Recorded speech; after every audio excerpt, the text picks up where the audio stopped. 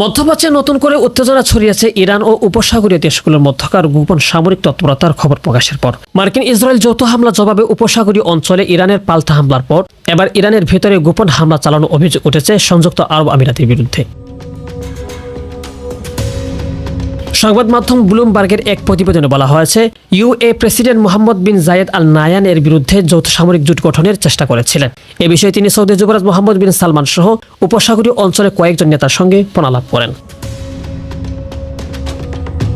প্রতিবেদনে দাবি করা হয়, আবুধাবি তেহরানের সমন্বিত হামলার পক্ষে যুক্তি তুলে ধরলেও সৌদি আরব ও অন্যান্য আরব নেতারা সে প্রস্তাব প্রত্যাখ্যান করেন। বিশ্লেষকদের মধ্যে এই মতবিরোধের কারণে সাম্প্রতিক সময়ে ইউএ ও উপসাগরীয় কয়েকটি দেশের মধ্যে কূটনৈতিক দূরত্ব বাড়তে শুরু করেছে। এদিকে গত মাসে ওপেক জোট ছাড়ার ঘোষণা দেয় সংযুক্ত আরব আমিরাত। বিষয়টিকে আঞ্চলিক রাজনৈতিক টানাপোড়েনের অংশ হিসেবে দেখছেন পর্যবেক্ষকরা। ব্লুমবার্গ আরও জানায়, মার্কিন প্রেসিডেন্ট ডোনাল্ড ট্রাম্প প্রশাসন এর যৌথ সামরিক উদ্যোগ সম্পর্কে অবগত ছিল। ওয়াশিংটন চাচ্ছিল সৌদি আরব ও কাতার এই উদ্যোগের সমর্থন দিক, তবে শেষ পর্যন্ত সেই প্রচেষ্টা সফল হয়নি। শেখ সাদি, বিডিএস নিউজ।